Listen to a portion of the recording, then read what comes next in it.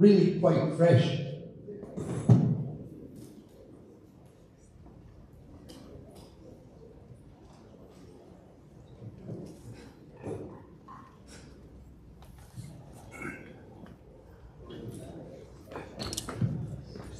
You only need a splash of water to open it out. So, once the water is added to it, the aromas have opened out. There's a hint of toffee, tablets, that sort of character there as well. Maybe even a little bit of chocolate. And on the palate.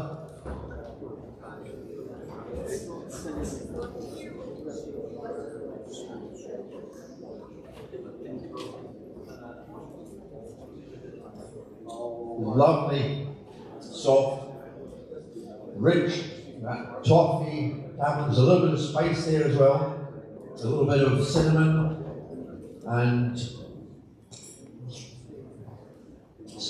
softly chewy, so that the wood tannins haven't really taken over. The spirit is still alive. That would have lived probably another 10 years in the cask without any problem. It's still continuing to develop. It's 40, 45, so maybe we've only got another 2-3 years before they had to bottle it. If it gets down to below 40% alcohol, you can't call it whisky.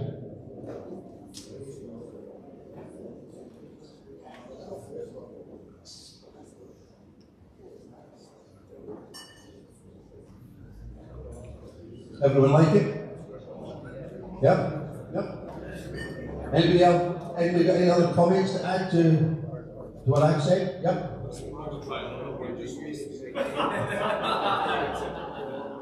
They would for that 33-year-old, so 82 distilled. I'd imagine wheat. All the great distilleries in Scotland just now are currently using wheat. North British was the last to be on maize, and they moved over 6 years ago.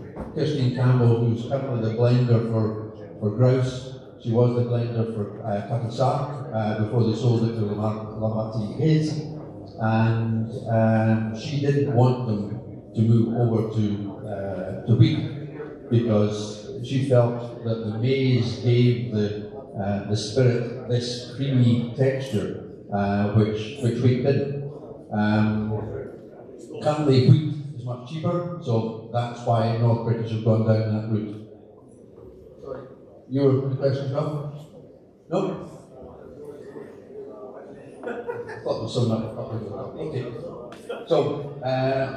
Great whisky, and it shows.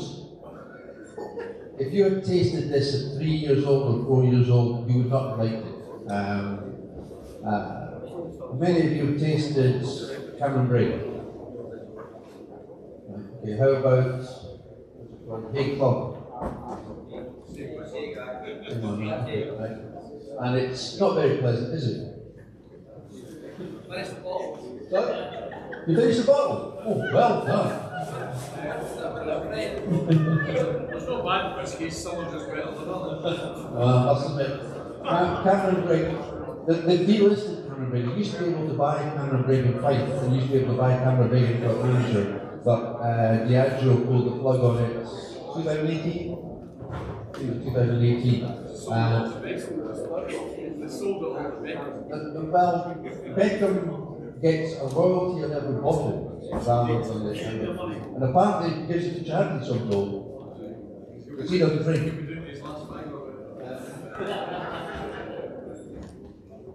Okay.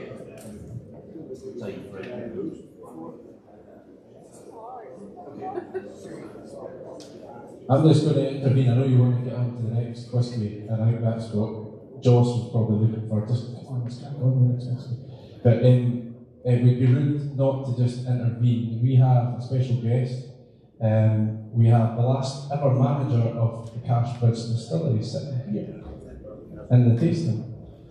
So we've got Sandy Bowie, just in the back here. Sandy. Hand up.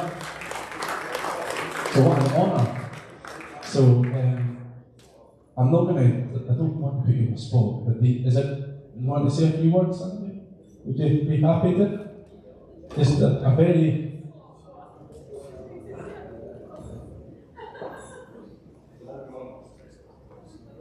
Thank you. Obviously, I thought that Carsbridge was a wonderful place. I regret that because of politics and financial politics that Carsbridge was shut down. At that time, in the 1970s, you talk about what production was in the 19th century. Well, I'm old-fashioned. I couldn't go for these litres of alcohol.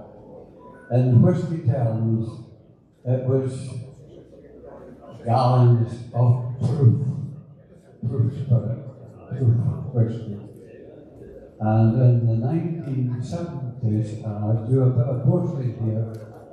In the month of September in 1974, in 3 separate weeks out of 4, we produced each week over 400,000 proof gallons. And those of you who are interested could work it out later.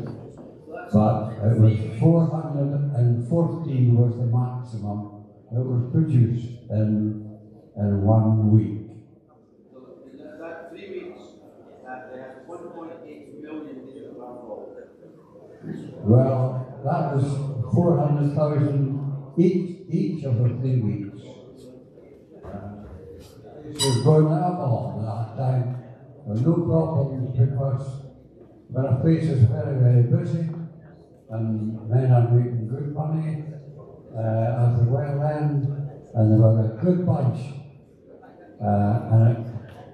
And one last thing, I couldn't go on and on and on, but the one thing that grieved me about the closure of Carsbridge, it wasn't the fact that it was closed down. Like any other distillery, there was a lot of buildings.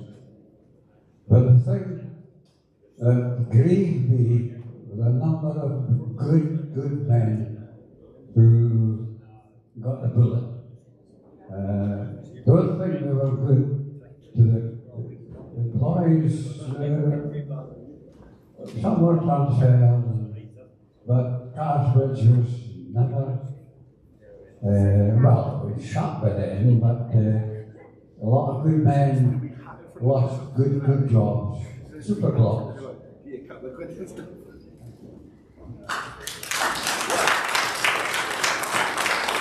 Thanks, Sammy. I'm glad I put you on the spot there because that was outstanding. Thanks very much, and thanks for coming along. I really appreciate you being here. Sandy, you have worked alongside, you would have worked alongside my grandfather as well. He had his 40-year award for service. He was Alexander Lindley, so amazing how it's all connected. But let's move on. We'll move on to campus next, and I'll pass you back over.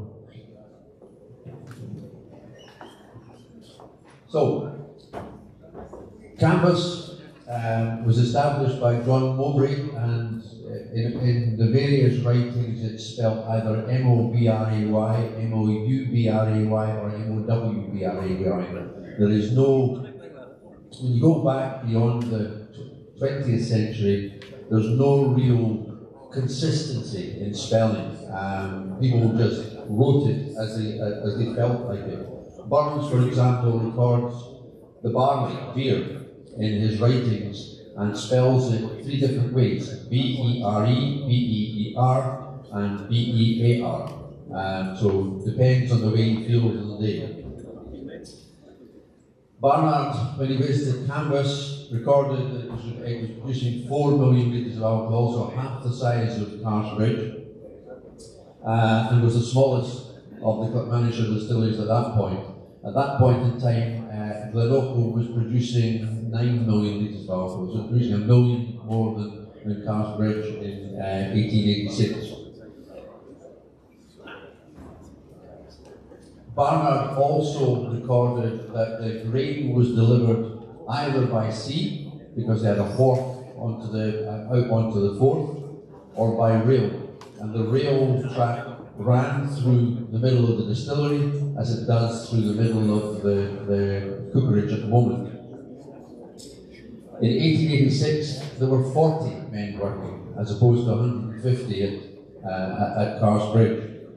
And for some reason or another, Barnard also recorded that Canvas had 7 excise officers on site. And so maybe they did trust John Paul and his family the way that they trusted the people at Cars Bridge at that point in time. And it covered an area of 8 acres. The area has now been turned into a large cooperage which produces, they can deal with something like just under 400,000 casks a year on the site. In 1905, Islington Borough Council raised an action against licence holders and publicans for selling, quote, an article not of the substance and nature demanded.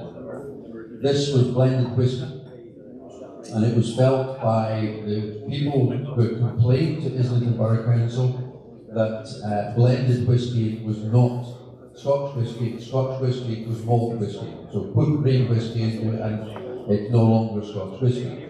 The magistrate who heard the case found in favour of Islington Borough Council, and this caused great upset within DCL because obviously theirs is a very large party. I didn't do that one, what do you mean? And on the 28th of June 1906, DCL released Canvas Pure Grain Whisky. In the Daily Mail, they took the whole front page, quote, to give the public the opportunity of judging for themselves what a pure, potent still grain whisky is like. And they advertised this as not a headache in a gallon. And the poster that came right with it is up there.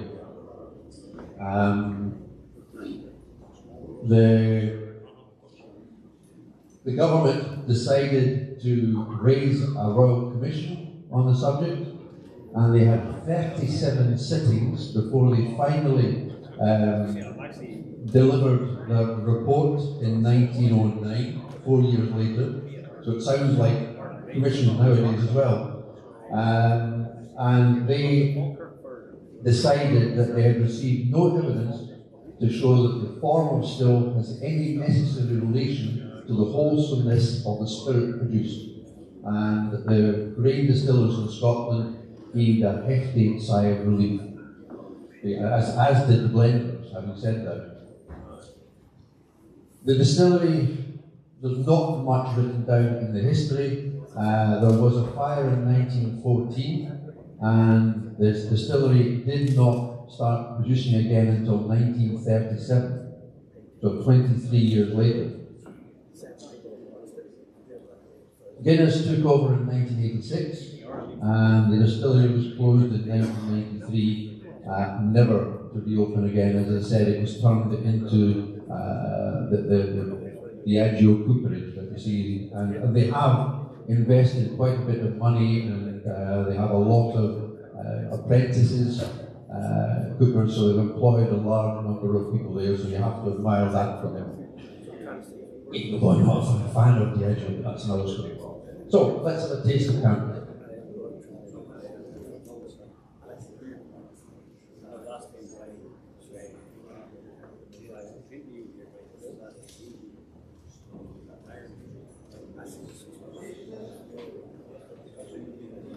This is 32-year-old Canvas. See, the colour is much, much lighter than the Cars Bridge, which is only a year older. And that tells you that it was probably a refill bourbon cask. It could have been a second or third refill bourbon cask. In those days, the casks were, if you spoke to a cooper, he would say it would do fine as long as it did need a tree at some point in its life. So, on the nose, much lighter than the Cask Bridge.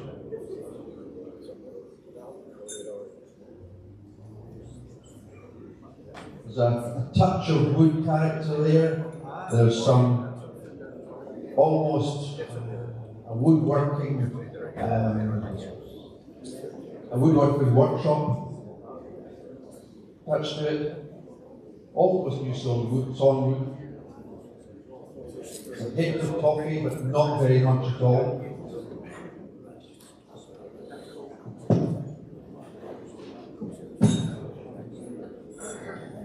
Water. Again, it opens out, it's fresher. There's a touch of hay to it. Mowed grass.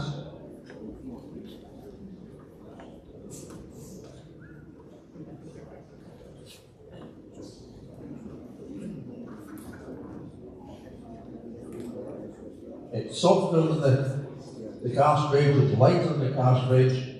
The spice characters are lighter as well, but the sherry cask involvement, or the lack of sherry cask involvement in this, makes this a more approachable spirit. There's a nice chewy touch to it. The wood tannins are coming through much more in this than they do in the Cask Bridge. So there's a chewy touch to the texture of the whisky.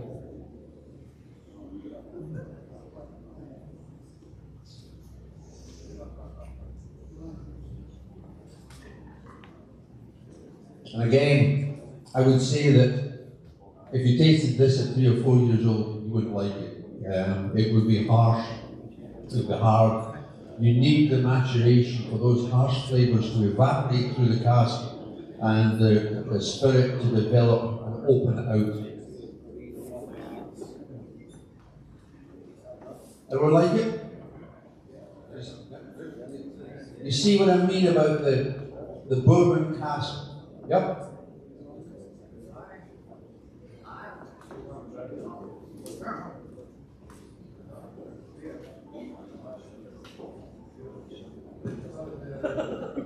The piece about going to Parliament and about the quality and the guarantee, the names, you're absolutely correct. I think afterwards, from what I'm told, that to ensure that this was never forgotten, I understand that was why, even to this day, I think, there is a whisky called Clackmannanshire, not Clackmannanshire, Clackmannanshire. And it, I understand, is a pure grain whisky, a mature grain whisky.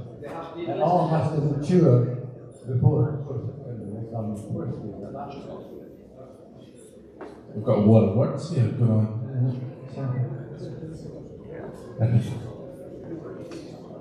No, Clackmannanshire, they delisted it 4 years ago, 2018. You cannot buy Clackmannanshire anymore.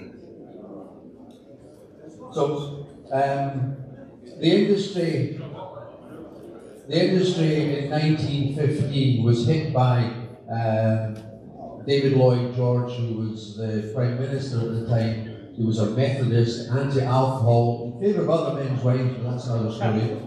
And being anti-alcohol, he saw that they were losing thousands of people on the Western Front, and a lot of people at home who were needed to do the work were getting drunk too often. So he put a minimum age requirement in 1915 of 2 years.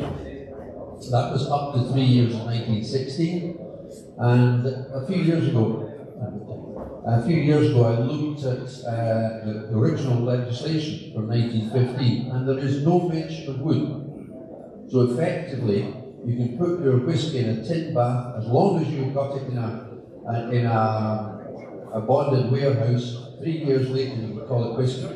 I honestly didn't believe that this was correct, so I contacted the Scotch Whisky Association, and legal Scotch Whisky Association came back to me and said, yes, that is true. The law was changed in 1933, and you had to use a cask. But the cask could be ceramic, it could be stainless steel, it could be aluminium, it didn't matter. Wood didn't come into the equation until 1966, and even at that point in time, it didn't matter what the wood was. Oak wasn't mandatory until 1990. And the reason that happened was because until 1970, people or companies like Matthew Glow or in Perth or J.D. Thompson in Leith imported port in bulk and bottled it in Scotland. And once the casks were emptied, they were supplied to the whisky industry, and the whisky industry used them for maturation. But the Portuguese did not use oak casks for shipping. They used chestnut because it was cheaper. So from up until probably 1980 middle somewhere, they were maturing the chestnut cask, and I'm pretty certain that even after 1990 there were casks in warehouses which would have been made of chestnut. So, whisky number 3 comes from North of Scotland Distillery. It's also known as Strathmore. It was established in 1957, and the whisky from north of Scotland is known as Strathmore.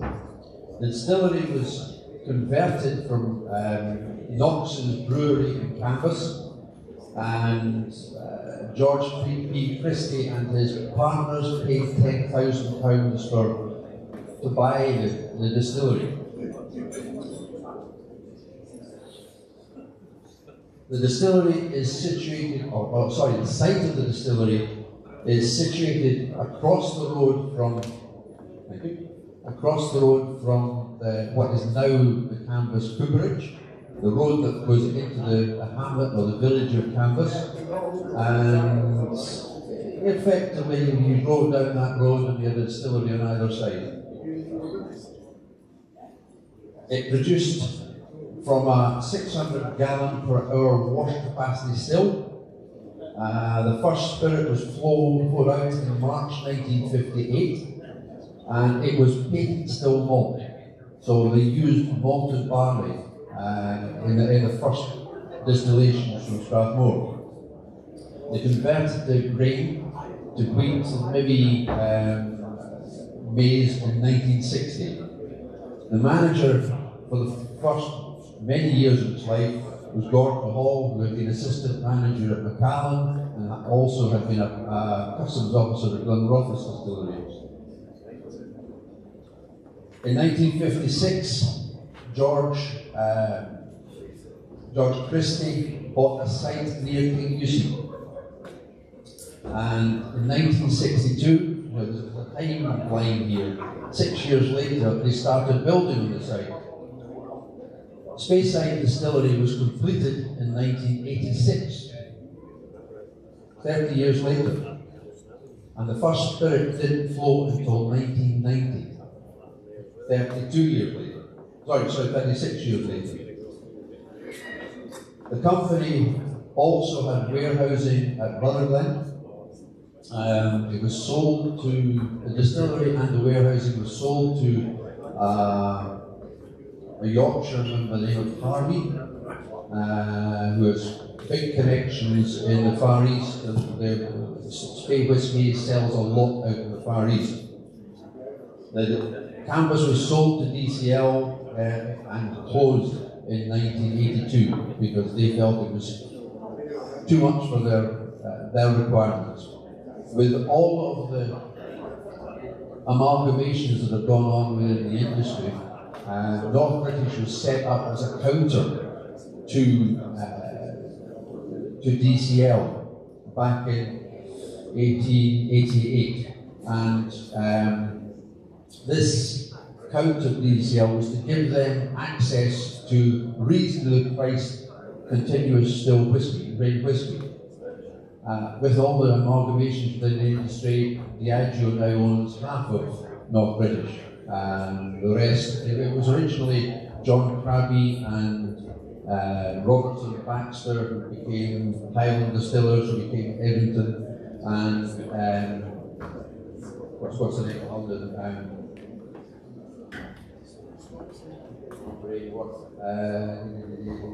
Very Brothers and Brothers in London. So, Canvas never really took off in terms of the liquid being sold, but it went into blends. It was not bottled as a single. Let's have a look at the whisky. This final whisky is north of Scotland, or Strathmore, 50-year-old. 50. A lot of you weren't born when this was distilled.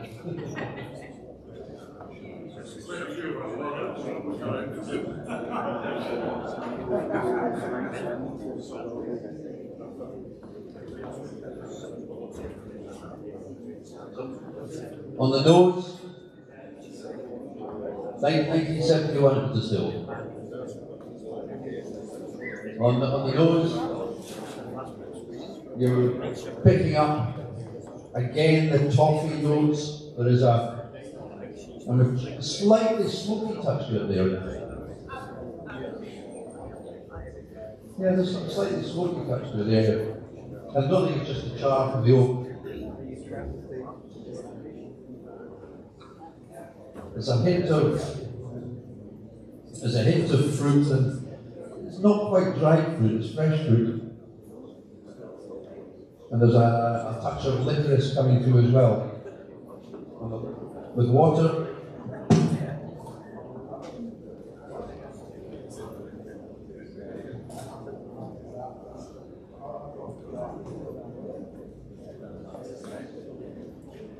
With water it comes out as richer.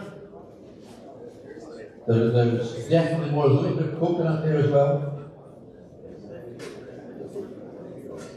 On the palate,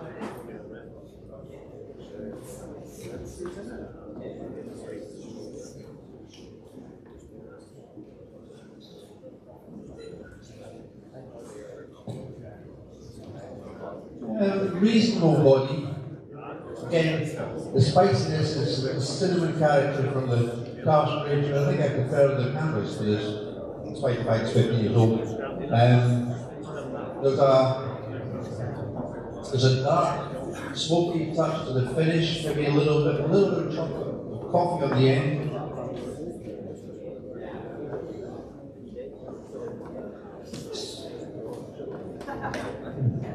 Yeah, interesting. Like it? Anyone not like it? No? Who preferred number one, the cask range? 1, 2, 3. Only 3. Okay. Canvas? 1, 2, 3, 4, 5. Right. And the rest you prefer the Strathmore. Alright, okay. See, that's why things like this work. If we all like the same thing, there's only one whisky. It's the variety that attracts us to whisky and makes us come back every time. I'll be happy to answer questions afterwards. Yep, okay.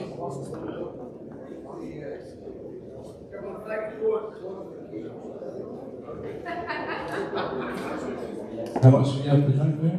If we answer this question? The clarification of the water we have now within Clackmannanshire, is that having an effect on the whisky that's being produced?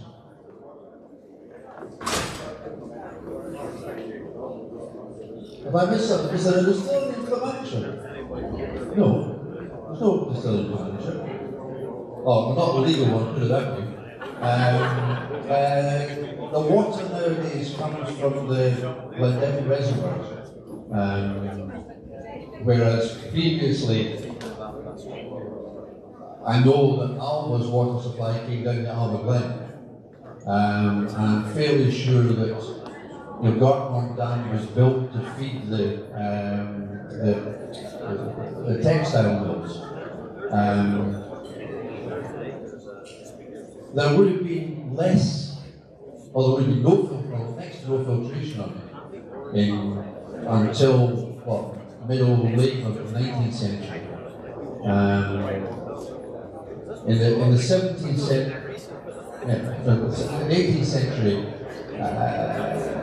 the public probably wouldn't drink water. The public would drink beer and would drink whiskey or gin instead, because the water supply wasn't as pristine as it is today, if I put it that way. And therefore, there's a chance that they could get diseases from drinking the water coming down the hillside. Whereas with the beer and the whiskey, those characters have been distilled out of it or fermented out of it. So the water supply would have been certainly fresher, more flavoursome than it is nowadays.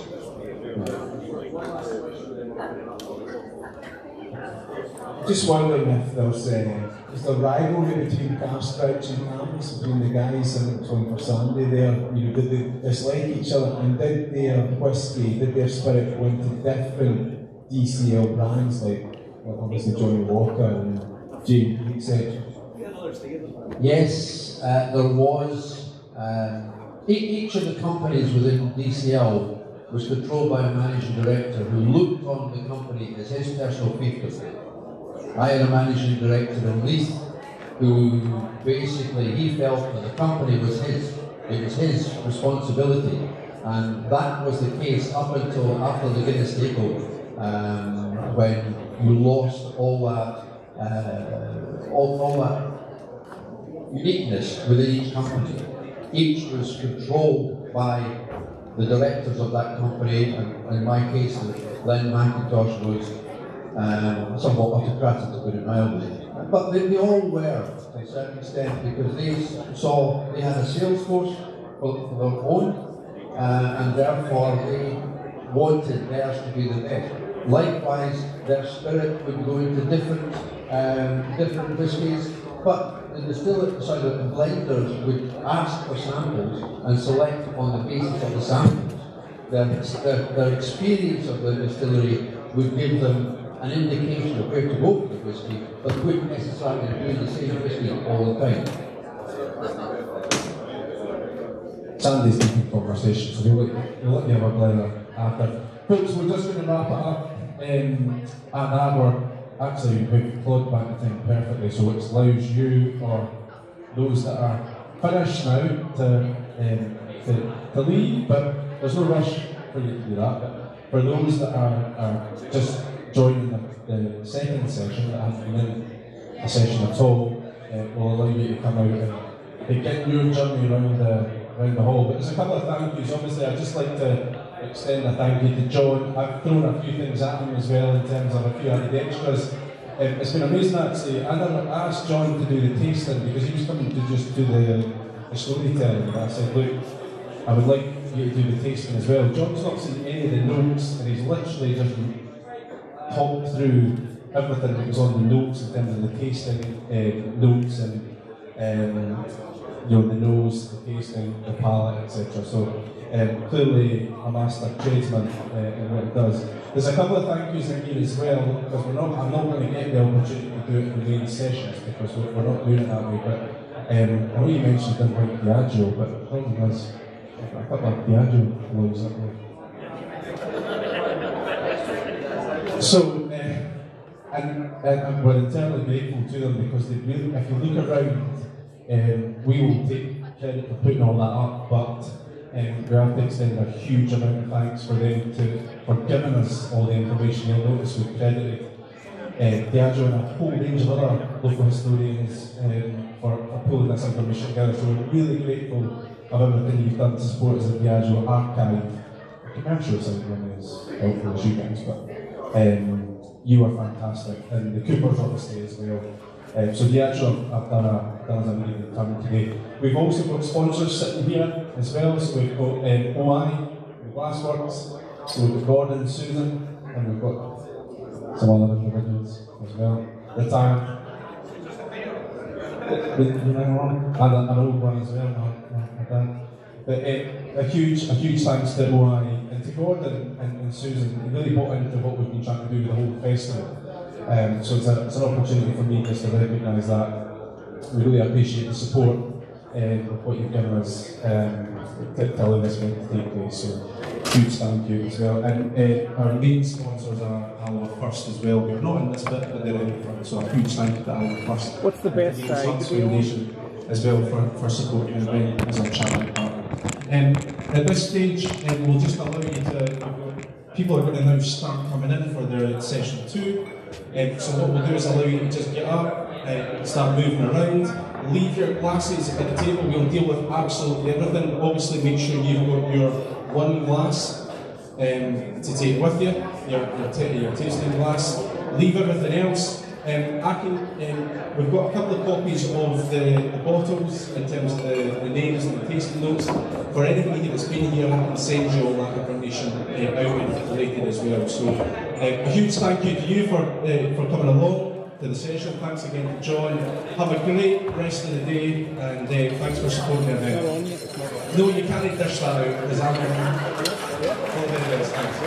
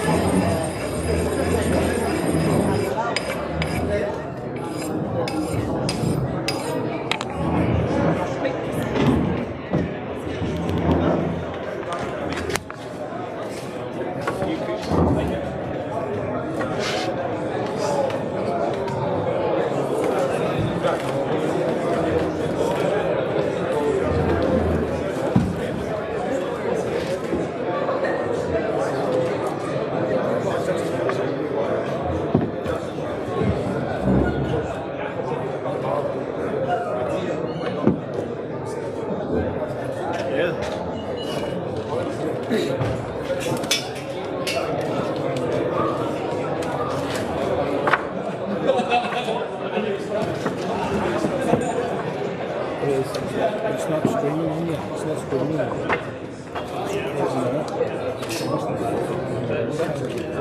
Just raise the barrel.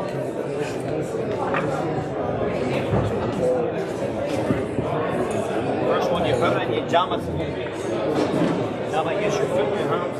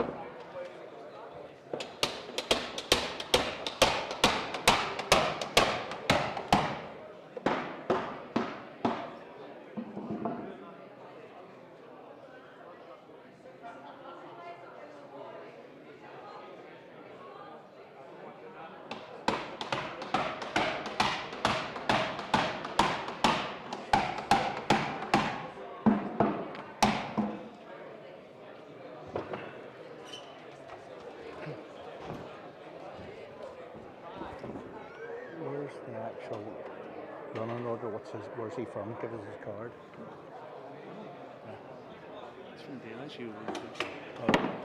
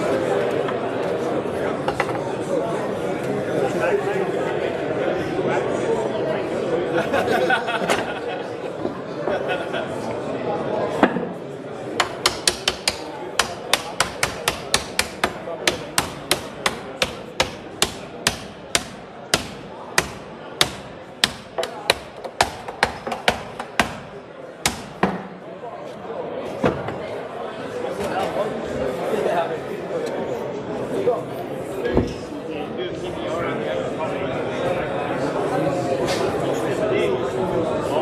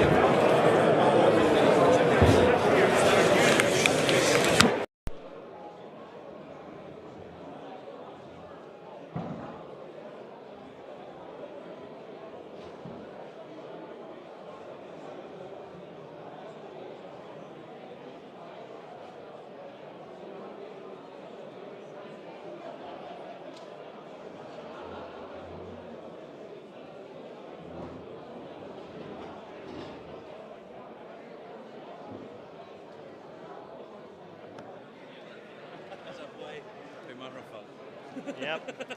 Now, I'm here for my sons. now, introduce yourself. Tell everybody who you are and what you're doing. I'm Mark Kales here. I work for Diageo at Campus Cooperage. Been working from Diageo now from 2009. Loving my job. As I say, it's great to it's great to be at a job, but you see the finished article and you know what you're producing. Well, the thing is, I look around here, everybody's drinking and you're actually sort of breaking sweat, which is not normal. That's just normally what Justin does whenever he sees a chicken burger. Now, you're going to get me to do something. You're going to get me to do manual labour here. I'm going to get you to try and raise a wee barrel. Right. It'll be quite tricky now. They tried to rope me into doing this, but I'm not mad enough to do this. So Marty's going to try it with a small barrel. I've absolutely no idea anything about this. Looks quite skilled work, and Marty's going to give it a go.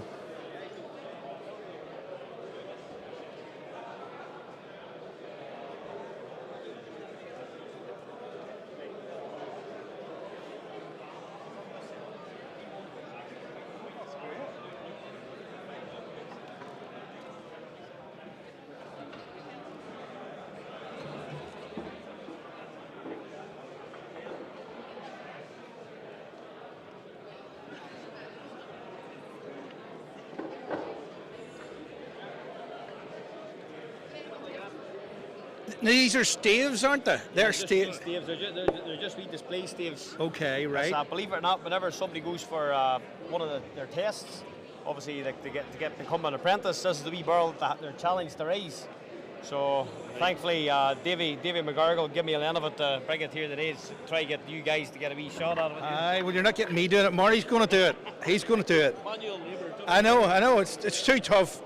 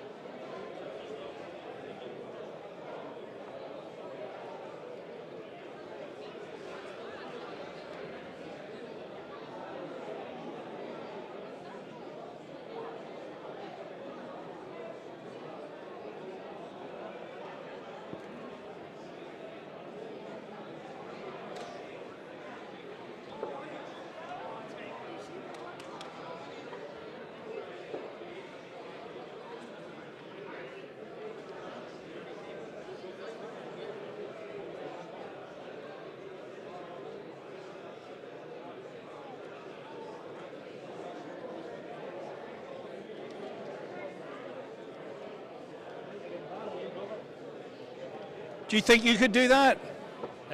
Not a chance. It's like one of those 3D jigsaw puzzles, isn't it? It's too much like a Rubik's Cube for me, I have to say. I know a guy who's a cooper, and he spent 5 or 6 years training for it, so Yeah, it's a long apprenticeship. Yeah. I'm not going to do it in 5 minutes. So. No. I'm one of those ones. I like to pay for my doctorate from a fake university. So you just get it there and then and say you have it. I'll drink the end product rather than try and make it up. What do you think of Clackmannanshire first whisky festival then? Oh, only been here 5 minutes, but so far it's very good. Yeah. It's About time we had one actually, rather than go to Edinburgh or Glasgow for these sort of things. So. All right. Yeah. Long overdue. All right. Yeah. It is good. It's good to see. I think there's room for a festival like this in every region of Scotland and indeed Ireland as well. We were a big whisky producing region many years ago. Yeah, so. and that's right. Yeah, Jameson buried down the corner as well. Yeah. So they're working away. I'm going to go and see what they're doing. Thank you very much. I noticed there's two of us doing this now. I was asking a fella there, and he knows a cooper. It takes about 6 years to become one, doesn't it? It's 4 years. You do your apprenticeship for 4 years, and you're probably 2-3 years, and then 1 year on the floor. That's the way we do it here at Campus Cooperage. It looks difficult. I don't think I could ever do that.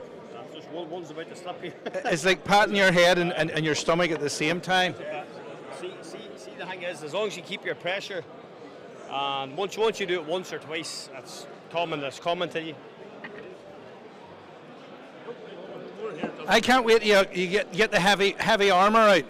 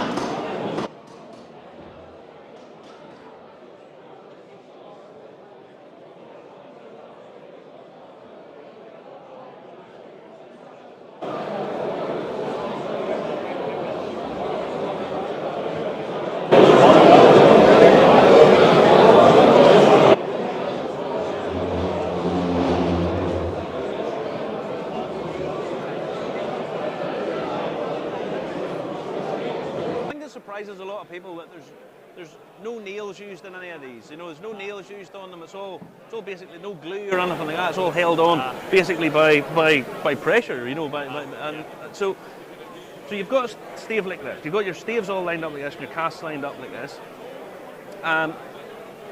You then put another hook on over the top to pull the body in. I noticed, and then you put the top on. The process would be whenever you got your you're okay.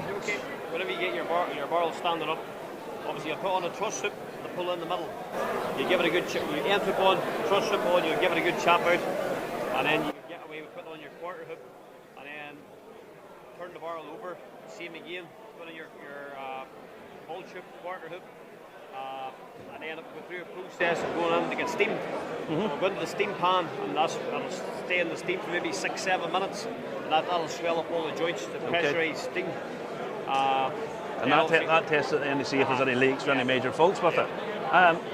So after the steam process it goes then, is that it done? Or? No, after the steam, it'll come back out, we'll give it a final wee chap out, then it'll be lifted over, and it'll go through a process, it'll go through the fires, so that'll char, rejuvenate the barrel inside. Then it comes out, and then we'll obviously finish it off, we'll put our ends in, flag if need be, flag it, and then it'll go on to get hardened, and then it'll go down to the testers. The testers, they'll put it in. We've got new machines in at the that that's able to tell without using anything, only pressure, that the barrel's leaking or not, so it's quite good.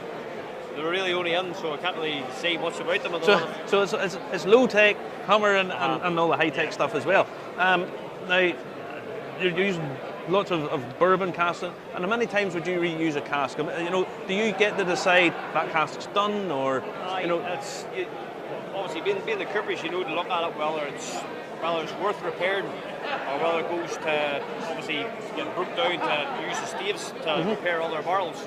So if there's too many breakers in it, we would just leave it to the side, it'll go in the breaker line, and then it'll come back in later on. You would probably fix it up and whatnot to use it to door all their casks. That's really about it. Say it sort of comes to us where you have to make the call and things. Yeah. So you basically, possibly even by eye, you just say that's done. There's no point worrying about that. The cooper's eye, and you know to look at it doing. They say the cooper's eye, the cooper's dance. Do you not get dizzy going round that cask? And how many coopers is there over there? How many coopers is working in Canvas? Canvas cooperage, there must be, I would say, pushing 50 or just slightly more maybe. 50 coopers. Now, coopering's I wouldn't say a dying art, but there's not very many of you guys, is there? I think in the UK there's 190 of us in the UK, so that's something to look after. That's something. Well, I think in the whole island of Ireland, I think there's maybe only 4. I don't think there's any more than that. And you come back home again. There'll be a place for you. all these new distilleries. Now, back to the casks. You have your hoops on. I read a story once that somebody dropped something into a cask, and they were able to take the top off to get it back out again without spilling. How is that possible? You might always have a wee bit of spillage. Whenever I raise this barley, I can show you how to do the process. You tap this up and lift it. You tap this up. You get this is called a base. So what you would do is you would hammer that into your end, spin that round. The catch is really tight. Then loosen your hoop, your end hoop, your quarter hoop, and then get the hoop the end a wee knock in. Or you should dip in, then you can use your vice to pull it out a bit. Well, what I heard was that somebody dropped your false teeth in a cask. Now, I think it's going as a single cask. I don't think that one would have flown too much. But they'll maybe find it in the journeys, You never know. Thanks very much. And as a demonstration, I'm just talking to a couple of guys over there. Don't let him have that. Justin, come here. I've got something for you. What do you want the hatchet for?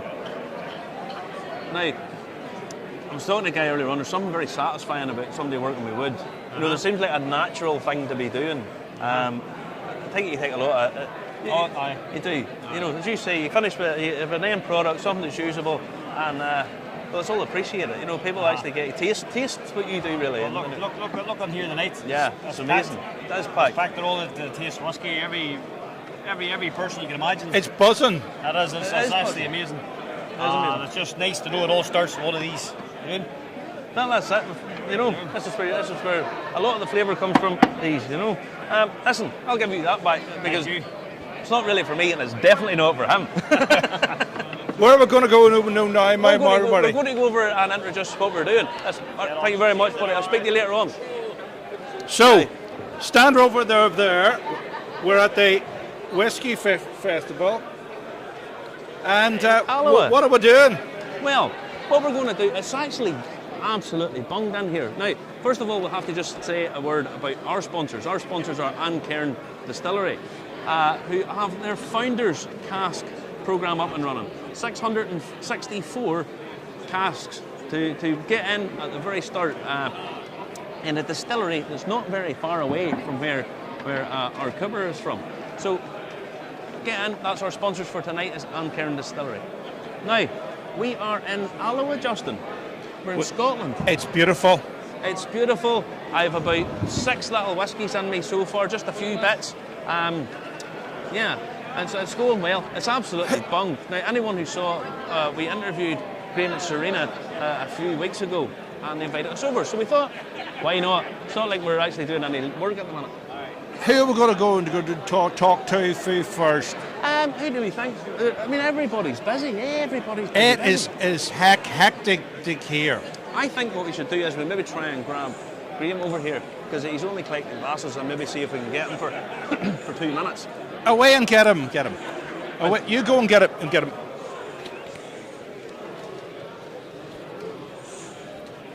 Well, what a day. We thought it would be a nice, quiet day, but it is totally buzzing here. It's absolutely incredible. We're at Alloa Town Hall. It's on tomorrow as well. Oh, here he comes. Oh, in you go. Stick that back on you, Marty, and have a wee word with him. Now, How are we doing, guys? With hang on, I have to get my mic on or Justin goes cross. Now, you have to be happy with what's going on here. I don't know what's going on here. I've been chasing around doing a lot of things, but no, listen, it's absolutely fantastic. There's a great buzz. There's a reason, one of the main reasons we wanted to do this was this is known as the wee county. It's known as the smallest mainland authority in the country, and nothing comes here. So this is what we wanted to bring here. You know, I mean, it's good that you've got a cooper from our part of the world over here. The only person doing any manual labour is from Northern Ireland. So, we're going. Now, we've been going round. You've got some great exhibitors. I mean, you've got the Dora's Abbey. You've got, I mean, who all's here? Tell us all. Oh, we've got a range of different people. So we've got distillers, we've got bottlers. So we've got people from all over the place. We've tried to focus on some of the newer distillers that have come on board. So you mentioned Lindors, we've got Clydeside, we've got King's Inshore, 2 new West of Scotland, Glasgow distilleries.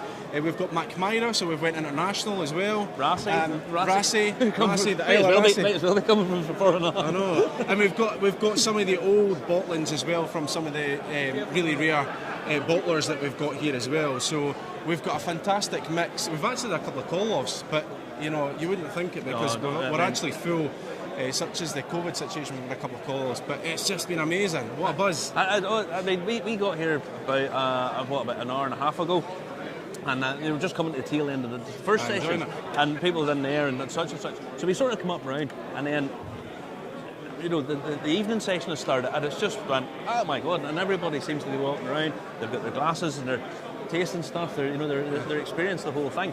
Now, we haven't had a chance really to get in around the boards. There's boards here to sort of demonstrate the whole history of the industrial heritage of the place. Before we get down, what all's down here? Because I spy an Irish connection at the back. Well, there is a little Irish connection. I know some of you guys don't quite like this, but we've got basically to start us off. Again, one of the key threads running through this was to celebrate Clackmannanshire whisky heritage, and we had a number of whisky distilleries over the years, from the first ever commercial, or what we'd argue is the first ever commercial whisky distillery at Kennet Pans, at Kilbeggie, right through to the sort of more known Canvas, Carstbridge distilleries. But yes, Mr. Jameson, the most famous the person, Scottish whisky producer from this part of the world, actually sort of pretend Irish. He's a sort of pretend Irish man. When people talk about Irish whisky growing and growing and growing, really what they mean is Jameson's growing and growing and growing, because it's just an absolute behemoth. But he's from here. He's an Alloa man. So again, smallest local authority in the country, wee county, Alloa. He is literally buried we could walk 2 minutes down the road to where his gravestone is. We've got it featured up there. So to be honest, the majority of people in this room, maybe not the majority, maybe 50% of the people in the room won't realise that connection until they walk in there. They genuinely don't. Most people wouldn't know that. It's an amazing connection that, Jameson of Irish Whisky is from Alloa. I mean, Irish whiskey, Jameson sells like 80%, 60%, 80% of all Irish whiskies basically comes from here, originates from here. It's amazing. Now, I know you're a busy guy. You're running about. Serena's about here somewhere. She's about to be knackered. There she is. There, look. Yeah, I mean, they're running about here all over the place. Now you're clearing this out. What is planned all for the evening? So this is a second session, so identical to the first session that we ran, 3.5 hours sampling. What we did do in the heritage area was we did a specific masterclass, which was focused on our ancient spirit. So the Ghost Distilleries, Cambus, Carsbridge, Strathmore. We had a talk and a discussion and a sampling. We went from a 32-year-old Cambus, a 33-year-old Carsbridge, right through to a 50-year-old North of Scotland whisky. So that was a really nice little, and we actually had one of the managers of the last, one of our last distilleries that closed. We actually had the last manager there, who was 94-year-old. So it was just, it's a lovely little kind of pulling together thing. So we're delighted. I mean, you have to be delighted with the turnout. I mean, it's been absolutely superb. Right, I'll let you get back to doing what you're needing to do. And we'll come and speak to you after. And absolutely. Thanks for coming, guys. All right, Thanks very much. Guys. Now, where are we going to head to for first? Look, how are we going to get there? That's the I don't know. It's absolutely We can go bungling anywhere with this system, but I have no idea where we can go because it is totally buzzing. Totally buzzing. I thought somebody was going to give us a chin there. There's music. No, I mean, honestly, it's absolutely bunged over here. There's just a throng of people. I don't know what we're going to do. Away and find somebody who wants to come and talk to us here, or we'll go and talk to them there. That's the smart thing to do. All right, away and get them. We've got a beautiful runner helping us out. Go and get them. Marty, he's away to get somebody. So, Marty's away to get a drink, leave me to hold the fort. So, it's on Saturday and Sunday. There is some tickets available for some of the sessions on Sunday. So get online at the sort of link below. Go there, click it, come along. We flew over yesterday from Northern Ireland. Well, actually today from Northern Ireland, but tomorrow it'll be yesterday. You can get here in a couple of hours from anywhere in Britain and Ireland. I suggest you do that. This is a fantastically well put together event. It's incredible. Now, Marty's just arrived back with a gentleman, and step into shot there. He's from Cairns Scotch Whisky Liqueur. Thank you, sir. And he's going to have a wee chat with Marty. So, work away. Did I get my mic on? Who are you and what are you doing? Who am I? I'm George Cairns. As the name says in the tin. It's a wee clue. It's a clue. And I'm the managing director of the Cairns, Cairns Exclusive Drinks Company. And our first product is the Cairns Scotch Whisky Liqueur. Scotch Whisky Liqueur. Okay. So that is malt whisky, elderberries, and Highland heather honey together. Scotch Whisky, elderberries, and Highland heather honey. Right. Fire away. Oh, there you go. Now this is a must. You must taste this. I'm a bit biased, but this is awesome. And it gets better when you add more whiskey of your choice. Oh yeah, that's very, very fruity. No, that's Take 2 sips. 1, chew it. 2nd, and tell me what you think.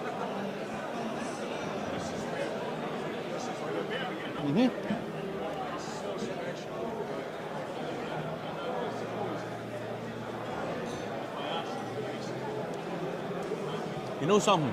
Tell me. Normally I don't like these sort of Common liqueurs story. because they're too sweet. Yeah. Far too sweet. And I thought, right, elderberries, that's going to be... But this isn't. This is really, really... It's actually... Sometimes you get liqueurs and they're almost like medicine. They're treatment. Too sweet, too thick, and they're just too awful. viscous. And that is absolutely lovely. I'm going to make it even better for you now. Finish that one off. This is my cocktail making moment. This is like Tom Cruise. Okay, so what I've done is I've put in the base spirit, which is a blended malt whiskey. It's a Speyside and a Highland together, which is the base spirit. We've taken the sweetness down and the alcohol up a little bit. Oh, that's far better than the nose. Oh, that's lovely. That is lovely. Isn't it? And I'm being It's serious. so good. I normally don't like liqueurs. Anyone who knows me knows well, I like the odd damn brew every so often. Normally, whenever I'm drunk, to start with. But The thing about this product is it suits everybody. It suits old guys like me, young guys like you, young girls, older girls. You know what that would be lovely? What? You see, on a nice summer's day, absolutely, and an ice cube in that, absolutely, just chilling it. Perfect. You don't need any more. Maybe sometimes we drop a lemonade or something. Well, my daughters use prosecco. Shot of that, top it with prosecco. Oh, not as if there's not enough alcohol in it. Oh, up the alcohol. Perfect. Now, does that improve it? It's beautiful on its own, but it can be improved by adding port, whiskey. It works with a smoky whiskey. I've tried it with Lafroy and I've tried it with Rock, the Swedish whiskey. I'm telling you, that is superb. An excellent product. Honestly, most liqueurs, they're sweet, and they're just not that pleasant. That is. I get that. So what ABV is this? Or what? This is 20%, and this is 43%. And are both of these for sale? Yes, for sale here. For sale online. We don't have any retailers in Ireland or Northern Ireland at the moment. We would like to have some. We're for sale in 15 or 16 retail shops in Scotland at the moment and online. Online. So where did they get it online? Where would people get it? www.Cairn Scotch Whisky Liqueur. Cairn Scotch Whisky Liqueur. You got it. And you're based in? We're based in East Lothian, just about 10 miles east of Edinburgh. And we have an office in Edinburgh and a warehouse in East Lothian. And we're currently producing. I mean, honestly, you have to, for a first festival, you have to say this is doing superb. Excellent. And in our first year, as you can see here, we actually won the gold medal in the Scottish Retail. And we won the best fruit in Scotland in the World Liqueur Championship. First year of production. Well, I mean, if that's something to go by, I mean, that's really, really worthwhile. Glad you like it. It is. It's really, really pleasant. As I say, normally I don't particularly like liqueurs. They are too sweet. They just are, and it's really conditioned to suit a modern palate. Then what people do is they get 7-Up and lemonade, and they put more sweetness in it, and they make it even worse. But that's lovely. Well, this is a natural sweetness, it's the Highland Heather honey. There is sweetness there, but it's natural. It's not that saccharine sweet, So I call this a polished rivet. It's my version of rusty nail. Because I'm a former coppersmith, so it's a polished rivet. Whiskey of your choice, plus the dram.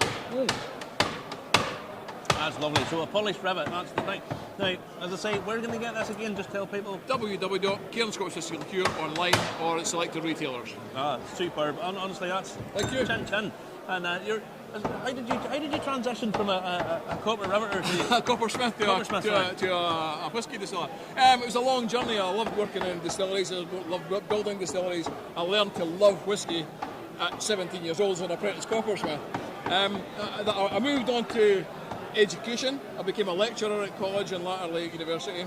And then about 10 years ago I thought, no, I want to get back into whiskey again. Started developing the product. Wasn't quite right, but we worked with another university, Queen Margaret University in Edinburgh, the food technologists there, and we got this product absolutely perfect. Yeah. And I'm sure you'll agree, it tastes pretty good. It does. It tastes really, really nice. And honestly, as you say, that would appeal to a lot of people because it appeals to guys, girls, everybody. It suits everybody. That's the thing. I've even cooked venison in it.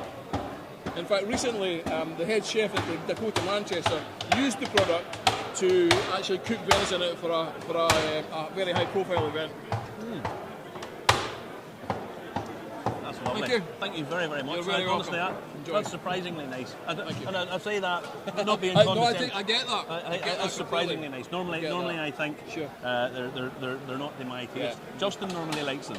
Right. But thank you very much. You're very welcome. Enjoy the rest of the day, and we'll see you about. We'll see you later. I'll be round and trying to try some tomorrow because I'm not driving. All right. So good. What do you think of that, Marty? Well, to be honest with you, Justin, there's an awful lot of liqueurs and spirit-based stuff, sort of pre-made. And what I like about that is it's quite simple. It's just got a nice natural sweetness. It's not overworked. It's not OTT. And an ice cube in that was all you really would need. Well, listen, Burke and her are burying the bodies in the barrels here as we speak beside us. I'm having trouble with the audio. It is buzzing in here. It's like being in Torremolinos on party night. And that's what it's like, because you get a wee glass, you go round, you have another wee drink, and I've already had a few wee drinks, and I shouldn't be drinking because otherwise this doesn't work right. So Marty's going to wander off and find somebody else. We're going to talk to them, hopefully, if we can get them and get them to come, and then you're going to come back. I will try my very best, Justin. All right. If I can find my way back. Find your way back. He better come back because he'll leave me hanging. I'll be talking here to myself for the next 15 minutes. Now, we're at Clackmannanshire inaugural Whisky Festival here in Alloa Town Hall. The hometown of Jameson himself. He's buried not even a mile away from here. It's about 6 miles from Stirling, of course. William Wallace and all that. It is a fantastic holiday destination. You can fly directly into Edinburgh Airport and you're only half an hour down the road here. Lots of hotels to stay in, lots of the high-end local ones, and the international chains as well. Get yourself on booking.com or TripAdvisor and get yourself here for this coming holiday season. We're better to come than Bonnie Scotland. Now, Marty's having a look round. There's all sorts of people here. There's Neil's Hugs Foundation, a local organisation. You've got Alloa First, Prestige Whisky Auction Specialists, and Monterey Jack's Food. We've sampled the lot, and I'm trying to pace myself. They're drinking today, and I'm going to drink tomorrow. That's why I'm holding it all together here, while Marty wanders off and finds somebody to talk to. It looks like they're popping over. They're ready to join us, and it's the guys from VCL, and he's popping in. I think Marty's going to do it because he knows more about your product because he's been talking to you, okay? So I'm going to stick that on Marty. Oh. Stick it on yourself. Hold on. I do everything around here. Yeah. And hold that. Oh. Brilliant. Now, hang on till I get this mic on. All right, Justin, I can clap. Testing 1 2. Testing 1 2. We are on live. We're going live. Now, I'm joined with Sid from VCL Vintners. VCL Vintners. What is VCL Vintners? So VCL Vintners is a whiskey cask brokerage. We mainly focus on the brokering of single malt Scotch as an investment asset, an alternative investment asset. We started off trading in 2012 with wine, bottled wine that is, but we moved into selling whiskey casks because it becomes a much more stable as well as a much more appreciative of an investment, especially considering both the whiskey market itself as well as the difference in maturation process. Yeah. Now, this is your thing. What are the costs involved?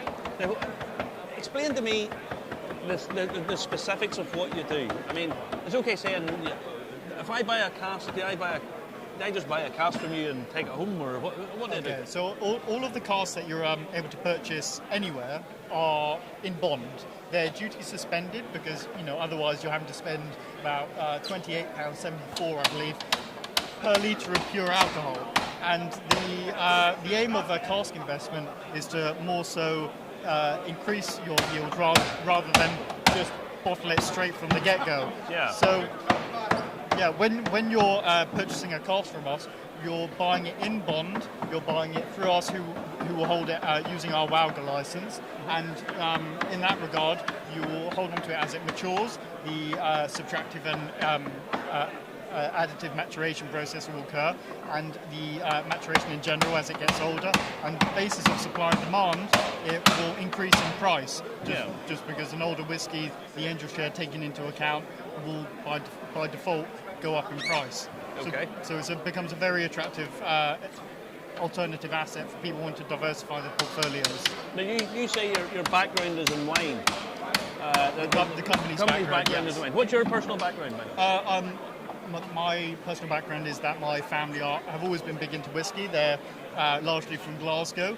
I've always been a big fan of it myself. When I was born, my dad bought a bottle of Springbank 50 back when it was a bit more reasonably priced. Oh, so back when you didn't have to enter a ballot and donate a kidney to buy one. Yeah, but then he drank that. Your inheritance just went. Yeah. So I've always had sort of an eye on the whiskey market so far as investments are concerned. But I'm also an avid whiskey collector. I've been part of, whilst at university, the whiskey clubs for drinking as well as celebrating the similarities of different brands and comparing the differences of them. And I started this job just helping with some of their data entry and launching their portal.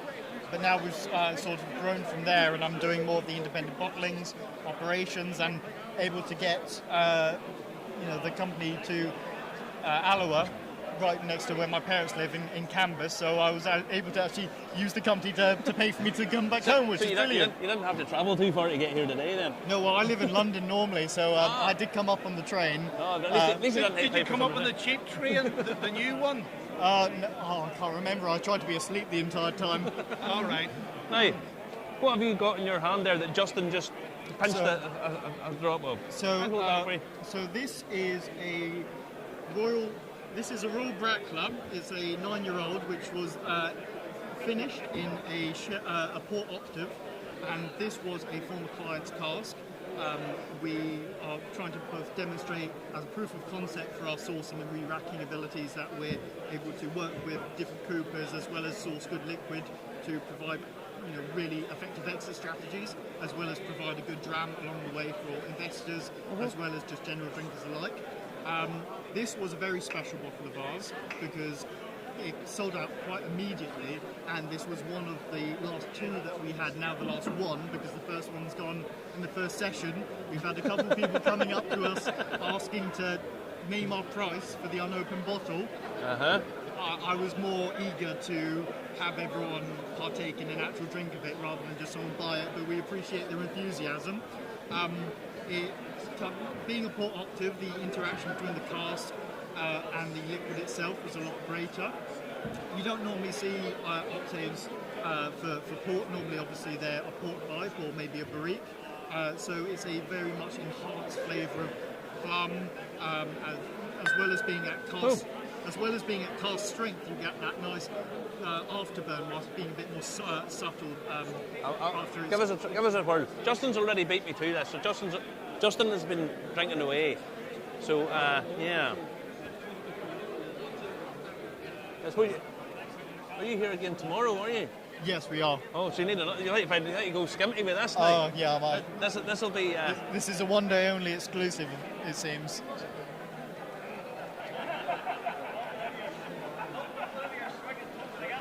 What ABV is that? 40, 50?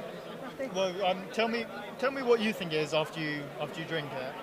Because I'm getting mixed opinions about this strength-wise. On the nose, it nose is quite strong. Nose is 50 plus.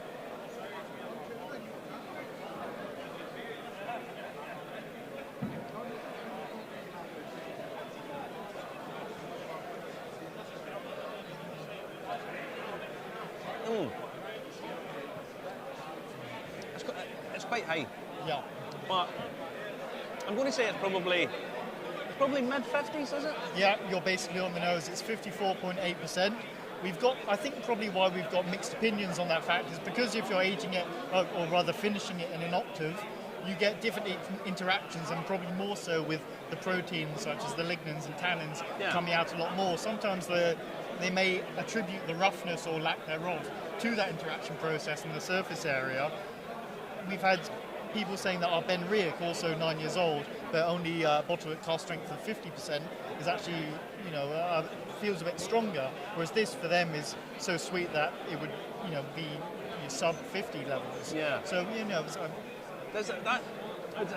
I see what you mean about it having a nice alcohol burn. Actually, we did a bit last week about smoothness, which I hate. Anybody knows that I hate the word smooth, but don't know what it means. People would turn around and say, "Oh, that's a bit rough," and it's really what they mean by that is it's got quite a high ABV. Yeah. That would probably take a little bit of water. You could probably play with that a lot. Yeah, and that's what we always want to do. And when you're providing single cask expressions, especially at cask strength, you're effectively giving the consumer the freedom to interact with it. We could easily, say, bottle it, get maybe double, triple the bottles out of, watering it down to 43% or 42%. But, that's not really the point. These are supposed to be unique, non-fungible, non-repeatable expressions. Perhaps we want to repeat this a bit, considering how well it came out. But the whole point is you're looking for these unicorns. And, from the investment side, you don't necessarily need to be a unicorn, but from the sourcing side and the sort of eternal search for the perfect dram. You want to be looking for the best you can get, and it's regardless of age statement, ABV, or anything. I mean, it may well be that the best dram ever is a 3-year-old 61% ABV cask strength. I doubt it, but you never know. You never know, but we need to at least experiment to find out that we don't know. And if we find, not the perfect dram, but good ones along the way, that we're all the better for it. Now, so what you're effectively doing is you're offering cask investments, you're offering single bottlings, you're offering, you said, non-fungible. Yes. Explain, because anyone who watches the show knows that the words non-fungible token. Yeah. I don't know what it means really. Yeah. Explain what it is and why that's an idea for these kind of things. So the reason I chose that word so specifically is because a lot of our work is actually coinciding with Metacast, which is an establishment of using the blockchain to analyse and keep track of things like delivery orders as well as regauges and the locations of these casks. Because the issue is, we're very thankful for the work that these warehouses do. They're frankly obviously understaffed in some areas, and the demand is outscaling the actual level of the capabilities of these warehouses, especially some of the more ones further flung from the cities, perhaps. If you're trying to get, say, a delivery order, you may want to get a delivery order, but the warehouse won't necessarily grant you one because they can't deal with that kind of admin. That's why you may want to come to a brokerage, because we would sort of streamline that for them and you, without having to pay extra to, say, move it and pay the duty on moving your cask to a warehouse that would grant you a delivery order, or any of the other potential remedies, which again cost large amounts of money for the client, and sometimes outstrip the actual initial investment, which isn't really ideal for the entire purpose of these things. One of the things would be, can I say I have £500? Can I invest with you, or can I invest? What's the minimum investment, or do you have to buy a single cask, or how does that work? So our lowest price casks tend to be around £2,500. The typical investment we receive from clients is around £5,000 to £20,000 normally around 10. Mm-hmm. But what we found a lot of the time is people are going, forming maybe syndicates, or with a friend or a couple perhaps buying a cask together. On our paperwork, you can buy a cask between 2 people, but that doesn't stop you between yourselves buying multiple casks, and then maybe sort of having your portfolio between 4 people if it's 2 casks, or 6 if it's 3, and so on and so forth. Yeah. So that's, it's obviously the bottom levels are higher than, say, buying another alternative asset, which you might be able to get at a lower price. But there are very real fixed costs in producing whiskey, which make the floor of these casks prices quite set, especially for new make. Yeah. I mean, your cask with rising energy costs, distilleries do tend to be quite energy intensive. Yeah, very much so, which, obviously we're wanting that to be fixed as immediately as possible. But these are the kinds of trends we, as cask brokerages, analyse for the investor. Is there a good time to get involved? I mean, we're very thankful, for instance, for so many distilleries producing sanitizer during the... absolutely. But that has caused a temporary decrease in the whiskey production for the period of the COVID years. And for the investor, trying to get a 2020 to 2022 malt might be quite difficult and quite desirable, especially considering the impact of these years and the identifiability. Yeah.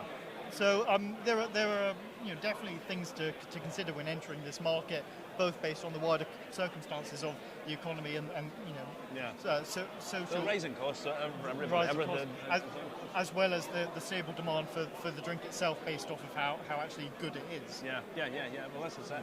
Now, I'm going to let you get back because you've left your partner. Yeah, he's over there. I think he's getting swamped, and you don't have the good stuff over there. This is the last bottle of this. Yes, it is. Last bottle.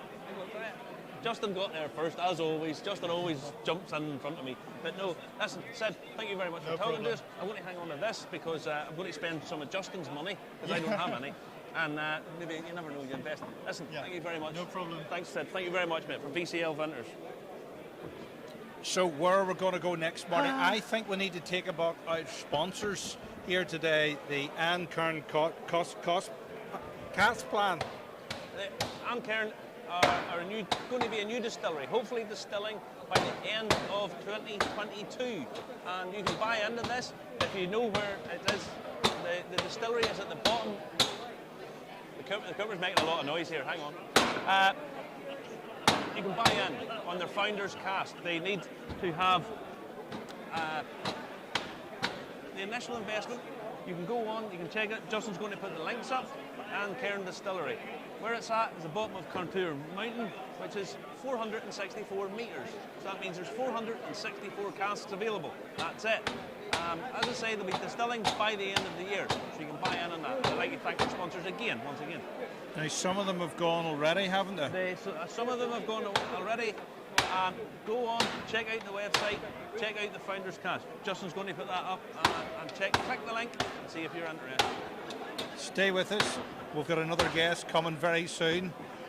I think they're over there in the wings. Ryan's away to get one. So you come back and join as soon as you can. Now, remember to comment, to like, to share, to subscribe. We're on Facebook, we're on YouTube, we're on LinkedIn, we're on Twitch. We might be on Telegram if you can watch it. And yes, we're live today, Saturday, the 2nd of April 2022 at Alloa Town Hall for Clackmannanshire inaugural Whisky Festival.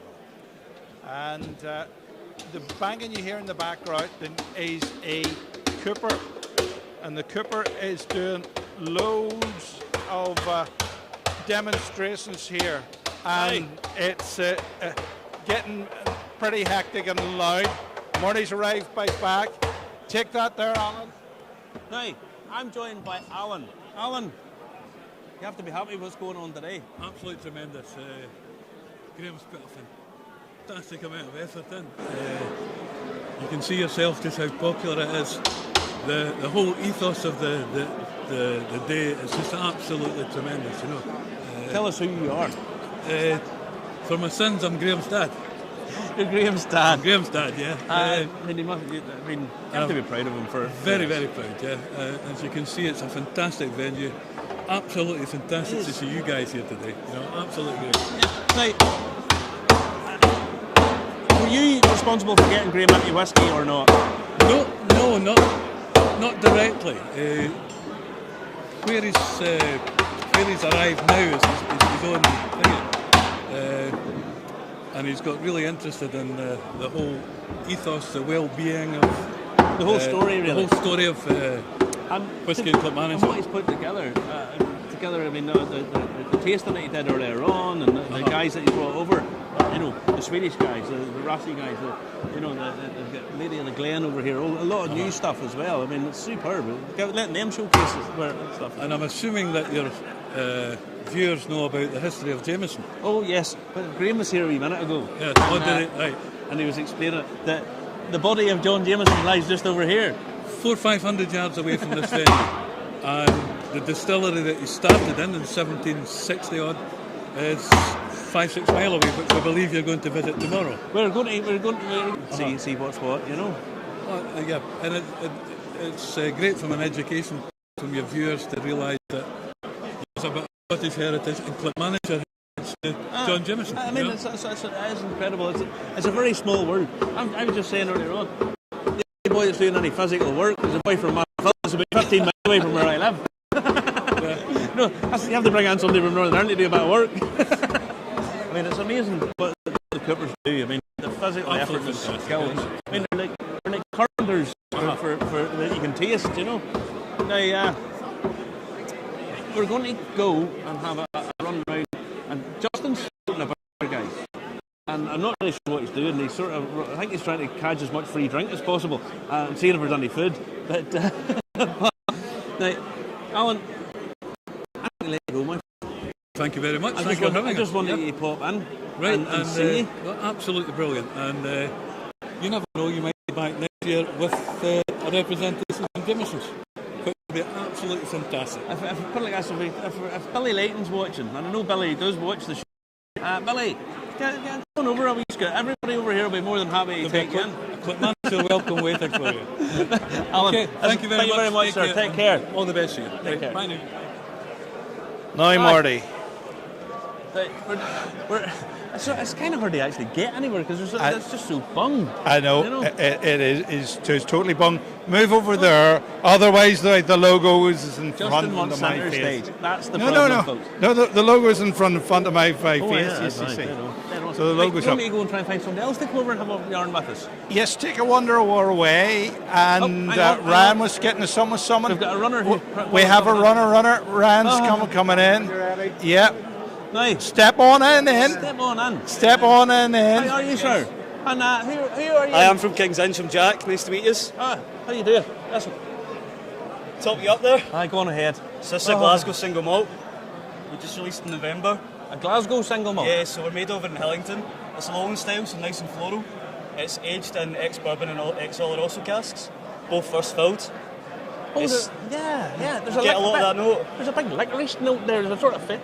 Yeah, so the Oloroso comes through quite well. We do it to yeah. obviously Oloroso can sometimes be quite a full-on flavour. So we do it to a ratio of 9 bourbon casks for every 1 Oloroso cask, and then marry them at the end of that aging process. No, sorry, I missed your name. So many people coming here. Sorry, what was your name again? I'm Jack. Nice Jack. to meet you. So if you have any questions about it, let me know. Yeah, it's 46%. I like the bottle. Yeah, it's lovely, isn't it? What's with the name with the letters missing? So King's Inch, it's a kind of double pronged name. So King's Inch was originally an island on the Clyde, which is part of Scotland's military history. So it's a little nod to that. It's no longer there as the geography of the Clyde's changed quite a lot in the past 1,000 years. And also a King's Inch back in the day was a unit of measurement. So the imperial system of measurement's a bit wild. So a King's Inch, nuts. believe it or not, it's 3 barleycorns laid end to end. Now what use that would be for many things, I'm not sure, but it was good for pouring whiskey back in the day. That's a bit arbitrary. Is that where winkle comes from? You're measuring your winkling? Well, can I see your glass? So back in the day, when you do that with your 2 fingers, that's very close to what a King's Inch is. So, you know, that could be where that derives from, your 2 fingers up the glass. 'Cause back in the day, you'd pour yourself a healthy measure of a King's Inch. That's a couple of inches. About that, yeah. The Scottish measures are bigger than the other way round. The other way round. All right. That's because you're tight. We do our measures a little bit different in the house, but yeah, some of the bar owners might be a little bit tight, and that's where they scrimp on the measures. Where in Glasgow did you say you were? So it's made in Hillington. Hillington. You know, it's not quite the rolling hills that some of the older distilleries have, but part of Glasgow is our industrial background, and that's what we're channeling here. Yeah, I don't think anybody should be ashamed of where they come from. No, exactly. We're proud of where we come from. We're a very Glaswegian product, and yeah, it's something we put a lot of emphasis on as our Glasgow background, and we're trying to bring this into a lot of the bars and drinkers, whiskey drinkers in Glasgow, and just make a name for ourselves, you know. 46%, I assume it's non-chill filtered. It's non-chill filtered, we don't add any colouring, and yeah, 46%. Deceivingly high ABV, but it's very smooth, goes down really well. We use a particular type of yeast called anchor yeast from South Africa. A lot of the smaller distilleries are using this now because it does give you a remarkable smoothness when you're drinking it. Well, what I would say is it's really quite light and floral, but there is that the first nosing, I get a big hit of sort of aniseed or licorice that's coming through. I think you get a lot of spice as well. Yeah. Look at that there, as if by my magic my glass appeared. Let me top you up now. Just a wee tiny. So not a King's Inch then, though? No, not a King's Inch. We'll go for a Queen's Inch. Whoa. There we go. You're supposed to nose it first, you blush. That's one way to drink it. There's two schools of thoughts on how to drink whiskey. You can neck it or you can sit and smell it and appreciate it. Aye. Luckily, I had German doner kebab before we came here, so I'm not too bad. You know, that's one of our parents for this is doner kebabs and a nice hoagie. As I said, we are Glaswegian. Here, as long as they don't get a Glasgow to go kiss, we're all right. Just watch what you see then. So where are you available? Is it available online or what your distribution? So yeah, you'll always be able to get us online from our website, kingsinch.com.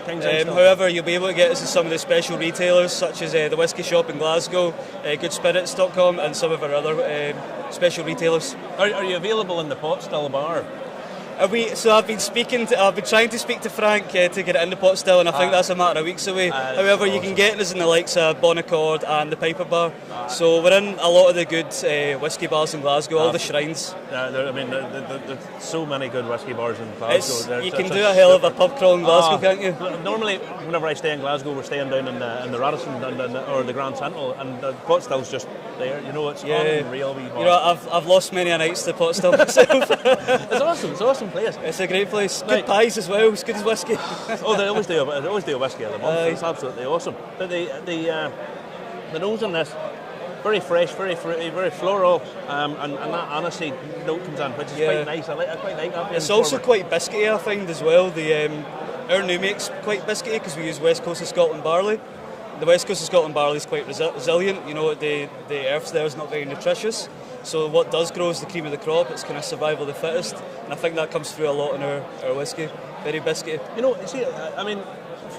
There's this sort of push for higher ABV spirits, and I tend to find most people that are pushing higher ABV spirits are looking for. It seems as if that's the way people want to go, rather than you set it and you play with it. Such. At 46%, that's actually. It's very drinkable at 46%, easily drinkable at 46%. But I could see people might think 35 would be okay at this, dropping it down, because dropping that down would actually really work well with that. Well, that's where we're not big on telling people how they should drink. No. So for me, I love drinking King's Inch straight. However, what you were touching on with bringing it down to 35, that's where adding a drop of water really helps with King's Inch. I like ice. I need ice. Do you know what? I like drinking my whiskey out of the fridge, and not a lot of people talk about that, So I always say, a 70cl bottle, that's about 28 drams. Yeah. You wouldn't have the same dinner every night, so why would you drink those 28 drams the same way every time? I couldn't agree more. For me, when you get a good quality spirit and something that's actually got a bit of complexity to it, you have to play about with it. Yeah, play about with it, exactly. And there's many a time I've tried a whiskey and thought, I've balls that up, it's gone too low, or it's not enough, and that, and you do it, but then you learn and you play with it. But that's very drinkable, very approachable. I'm glad you like it. Yeah, it's been going down really well. Anytime someone drinks it, they're really impressed with it. It's complex without being divisive. It's got a lot for everybody. It's just a drinkable, nice, pleasant. Get some nice floral notes. The aniseedy thing. I know some people might not like that, the aniseed hit, but that's what the whisky industry's all about. There's something for everybody. Exactly. Experimentation. Exactly. Yeah. I myself come from a cocktail background, so with me I like to experiment with this one. So if you want to go simple, it goes great in an old-fashioned. See, I should have knew he was a mixologist because he's got facial hair.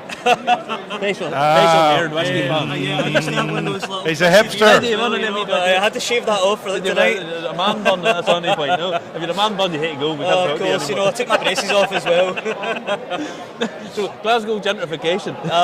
Well, there is a bit of that, We'll be in all the good bars in Firriston. Don't be opening a bloody cereal bar, that's all I'm going to say. Cereal restaurant. Now, hold on. What? Talking of gentrification, it's lights, it's camera, action.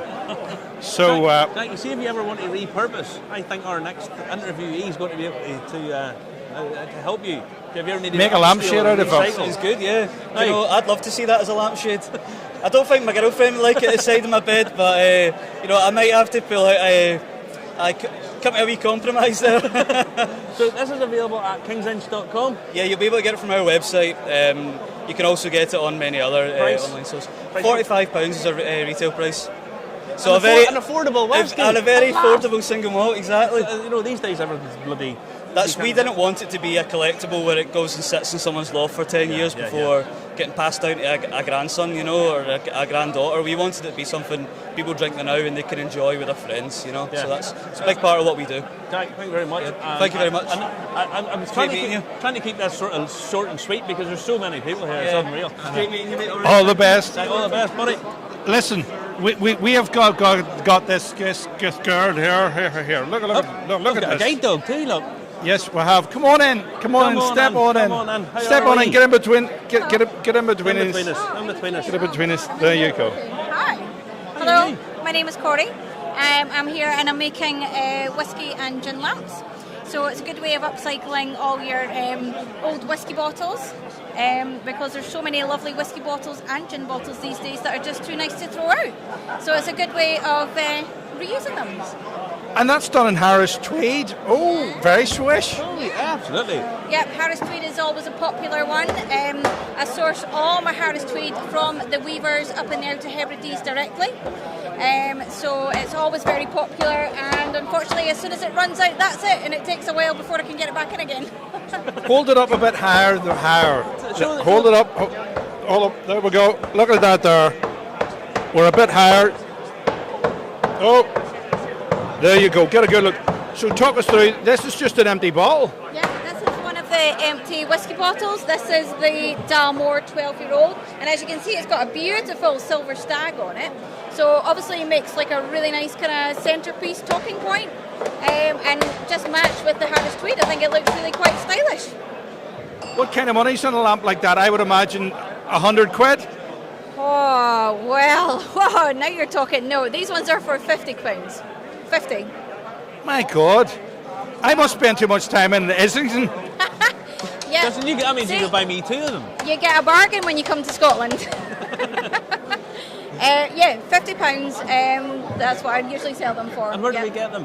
Where do people get them? Tell the people where they can get them. So I make them at my home. So I have a Facebook page, which is Iorsa Designs.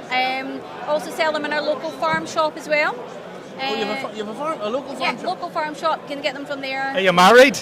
I am, yes. Justin? Sorry. He has to ask. He doesn't ask, he doesn't get. Well, that is very true. Yes. So the farm shop. So the local farm shop is at Blair Main's farm shop and Coffee Bothy. So we can get them there. Did you say Blair Main? Blair Main's. That's nothing to Blair Main from the SAS. No. No. Not that we know of. No, exactly. So tell us again where we can order them online. So you can get them direct from myself on my Facebook page, which is Iorsa Designs. My name is Corey, as I said, so you can message me directly. Okay. Now, hang on, just have to go. Is it just lamps you do, or is there anything else, or what else do you do?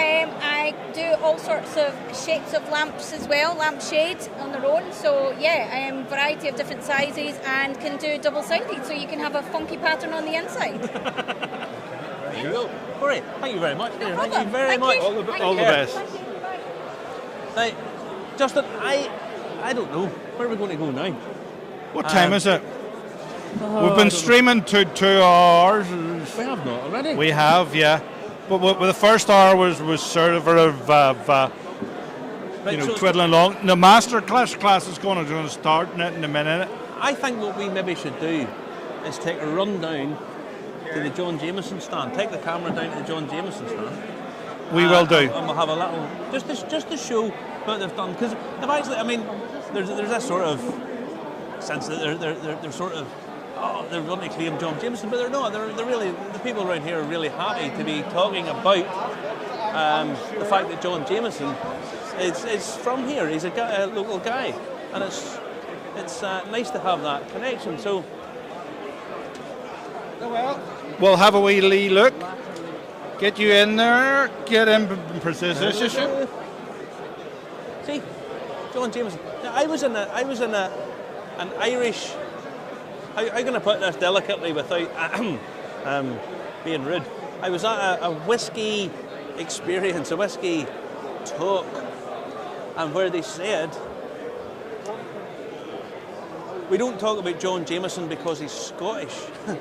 I was absolutely flabbergasted that someone who was purporting to be talking about Irish whiskey history and labelling it that something a bit special was denying the actual history of it. Here we have John Jameson here. We're going to visit this grave maybe tomorrow. That's like 200 yards away. I know, but it's literally where we are. The foundation of Irish whiskey, if you like, backbone, not even the backbone, the legs, the feet, and the hands of Irish whiskey is Jameson. I mean, it just outstrips everything else by a mile, and this is where it started. And if you look down, there's a bit of a timeline as to how I think. and he is buried alongside his wife Margaret, who died on January 19, 1815 in Alloa Churchyard, Greenside Cemetery, Kirkgate. It's about 200 yards away. And the fact that these guys are saying this, it's not done out of spite. I mean, you have to say the people that are running this are, I mean, they're about as nice as it can possibly be. They're running about here. I mean, they'll sleep tonight. There's no doubt about it. They'll sleep tonight. I'm glad it doesn't start until the afternoon tomorrow, because I need the hotel breakfast, and then the one from Toast across the way from the train station as well. Justin and his breakfasts, unreal. But no, I mean, this has been a huge success. I think we'll probably sign off now and then join again tomorrow. We'll do another. I think we'll do a bit tomorrow because we need to enjoy it. We've been going 2 hours. I've got to ask you, John Jameson was the great grandfather of Marconi. Yes, a little known fact is that anytime you ever see any part of history, there's always a spirit or booze somewhere lurking in the background. There's always a story, and whiskey is probably foremost in that. And Marconi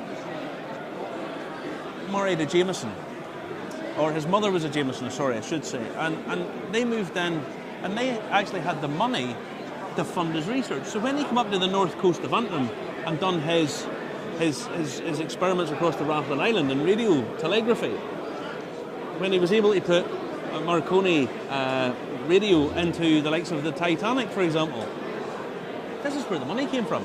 This is how it all happened. And I mean, modern communications started really with this man's foresight. He was actually a lawyer.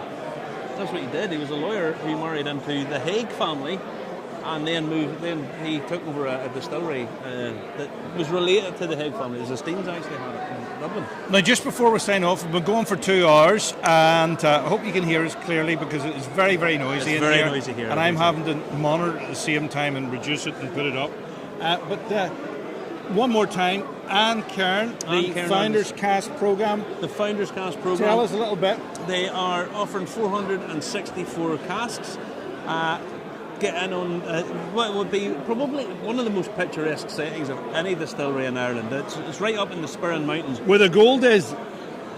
He's not wrong. Justin is 100% right. They reckon there is £1.5 billion worth of gold in below where this distillery is going to be thing. So you'll be transforming basically your water and a bit of cereal and some yeast into gold in its own right. So if you want to get involved with Anne Cairn Distillery, Justin's going to put the link up on the website, on the page, and get involved. Check it out. Casks are at various prices depending on if you want cask numbers, early numbers. You have to check and find out what numbers are available and then drop it down. But Anne Cairn Distillery be opening towards the end of this year. Okay, we'll leave it there. We'll catch you again. Maybe tomorrow, maybe later on tonight, if we're still here. If we're still standing, I'm the last man standing because I've been moderating my imbibing because when I went to Dublin before St Patrick's Day, I was slightly the worse for wear. Yeah. I hope it's been steady and it hasn't been rocking too much all over You're not the place. getting seasick watching it. You're not getting seasick watching it or anything like that there. But thanks for watching. We'll catch you again soon. And remember, Irish Whiskey Review, it's not on at 10 p.m. tonight. When you click on at 10 p.m, you have a 2-hour double bill to watch tonight. And well, actually, I'll tell you before you go, we've got guests with Neil's Hugs Foundation. Oh, did I get a hug here? Did I get a hug? Get a hug. Get in there. Get in there. Come on. Oh, look. Oh. Wait, I tell you, I'm a hugger. I am a hugger. I am a hugger. Now, tell us about Neil's Hug. What is Neil's Hug? You want me to? Neil's Hugs is a charity that I set up because I lost my son to suicide, and we're based in West Lothian, but we've now started up in Clackmannanshire as well. And all the balloons that you see up in the air, they represent people locally who have passed away to suicide in Clackmannanshire over the last 5 years. So this event has been really good to give us a platform to let people know that we're in the area, and if we can help support people, we try. You want people to get help before they become a crisis, you know. I shared a post last night. Anyone who follows me knows I shared a post last night. Suicide's the #1 killer of young men. Yeah.